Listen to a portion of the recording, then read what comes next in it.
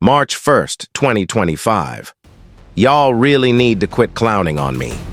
The only reason I look like I'm 8 years old in that photo is because of what happened after Canelo Alvarez started working with Errol Spence ahead of Spence's possible rematch with Terence Crawford. Once word got out about that alliance, Crawford didn't hold back. He threw shade at both of them, making it clear that Canelo would suffer the same fate as Spence when they meet in the ring in 5 months. Crawford didn't see their collaboration as a threat. He found it amusing. In his eyes, Spence has never posed a real challenge, regardless of the scenario. Taking to X, Crawford couldn't resist trolling both Canelo and Spence, tweeting that they were already cooked. From Spence's perspective, training with Canelo was a strategy to level up, teaming up with another of Crawford's past opponents to increase his odds. But it wasn't this alliance alone that provoked Crawford's reaction.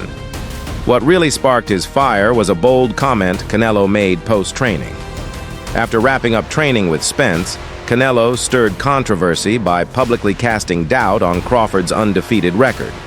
Referring to Crawford's move up in weight to face Israel Madrimov last August, Canelo claimed Bud had actually lost that fight and warned that stepping into the ring with him would bring harsher consequences. That statement struck a nerve. Crawford, ever confident, brushed off the criticism and stayed focused. "I'm still in shape, always ready, you feel me?" he responded. Though there was talk about whether this fight could even happen, Crawford's drive for greatness keeps him in. And while people might be unsure of the outcome, many, like Spence himself, said they'd be rooting for Crawford if the Canelo fight materializes. Back in August, Crawford made a cautious leap to the 154-pound division, where he fought and narrowly defeated WBA world champ Israel Madrimov. That matchup ended an 11-fight streak of stoppages for Crawford, with the unanimous decision being anything but dominant. Madrimov, known for his awkward style, made things complicated throughout. Promoter Eddie Hearn even suggested Crawford didn't do enough to take the title, and Canelo echoed that sentiment, saying, "For me, I think he lost, or maybe it was a draw." Canelo emphasized that the weight jump exposed Crawford to the harsh realities of fighting in a higher division. "Now he knows why weight classes exist," he remarked. Despite this, some believe that if anyone could make such a leap successfully, it's Crawford. After all, Canelo himself moved up to 175 pounds and competed against bigger fighters. Looking at the stats from CompuBox, Crawford only outlanded Madrimov by 11 punches and scored higher in 7 of the 12 rounds. He threw 433 punches compared to Madrimov's 275, certainly more active but not overwhelmingly dominant. The official scores read 116, 112, 115, 113, and 115, 113, all in favor of Crawford. Interestingly, Madrimov's momentum has since been halted by a loss to Vergil Ortiz Jr. While Canelo prepares to face William Skull in just a few weeks, Crawford remains in camp, focused on putting on 14 pounds in the most strategic way possible, with hopes of achieving a victory that would go down as one of the sport's most iconic. The topic of Spence returning for a rematch with Crawford still lingers. Is he even in the position to warrant another shot? Or does he need a win before that's realistic? The boxing world is still waiting to see Spence back in the ring after being out for over a year since his loss to Crawford. Rumors of his retirement started swirling, but Spence dismissed them. Still, questions remain about his status. Recently, Oscar de la Hoya stepped into the mix, offering a route back for Spence via a marquee fight with Vergil Ortiz Jr. Ortiz, fresh off an impressive win against Madrimov, is riding high. But De La Hoya wants to let him recover from 2 grueling bouts before pushing forward again. Still, he's eyeing a huge opportunity, putting Spence in front of Ortiz at a homecoming event in Dallas. In a recent Fight Hype TV interview, De La Hoya revealed plans to organize a fight night at AT&T Stadium, the home of the Dallas Cowboys. He wants Ortiz to face a top 10 opponent there, then pursue Sebastian Fundora and finally Crawford, if he comes back down to 154 after the Canelo clash. Given the toll recent fights have taken on Ortiz, De La Hoya's cautious strategy makes sense. For Spence, though, this presents a golden opportunity, a comeback fight with good pay against a rising star like Ortiz. It could be the perfect way to reclaim momentum. The idea of having all these fights on one blockbuster night is a promoter's dream.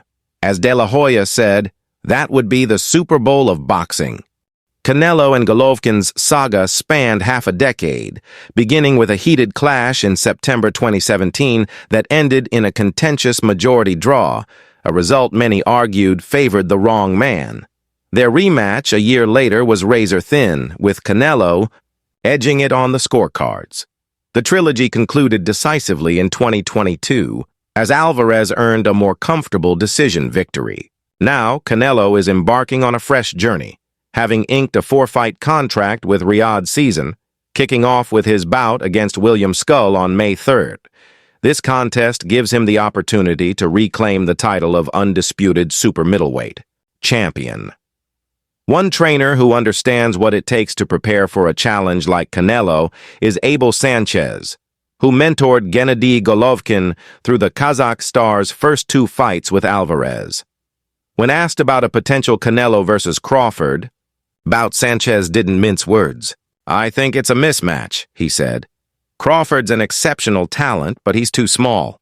Canelo is boxing's biggest name right now, and when you consider his resume, it's clear that he thrives against elite competition," Sanchez went on to compare the hypothetical bout to Golovkin's 2016 clash with Kell Brook.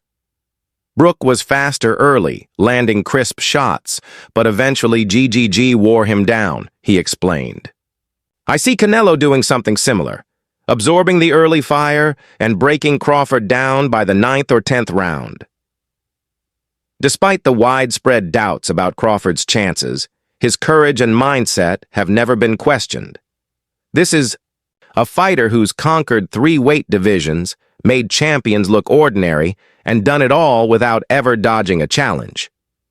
His skill set is revered. Many consider him one of the most technically complete fighters alive. But the question remains, can elite skill bridge the gap in size and power against a seasoned warrior like Alvarez? Meanwhile, Jaron "Boots" Ennis, one of boxing's most promising young stars, also weighed in on the looming showdown.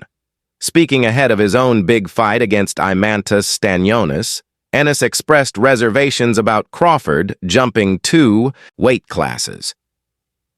"I think he should get a tune-up at 160 first," he suggested, "just to get a feel for the size and strength of bigger guys." Boots wasn't shy about emphasizing Canelo's punching power, noting that the Mexican has floored fighters who were nearly 200 pounds come fight night.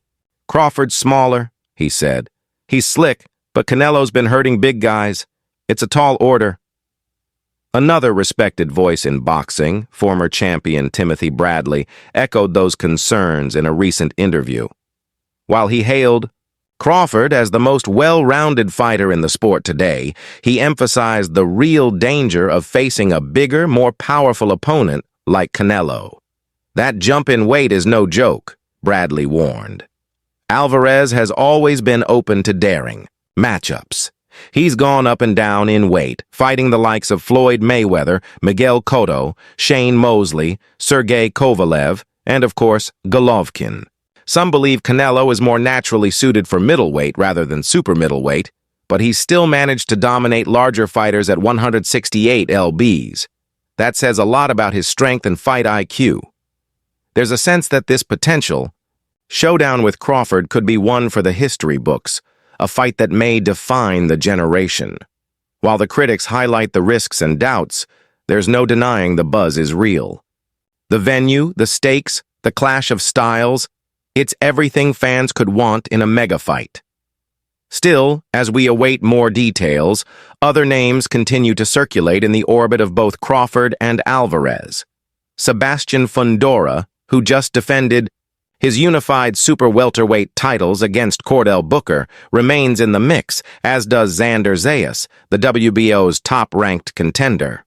But all eyes are locked on September, with fans dreaming of the moment when Crawford and Canelo touch gloves under the bright lights.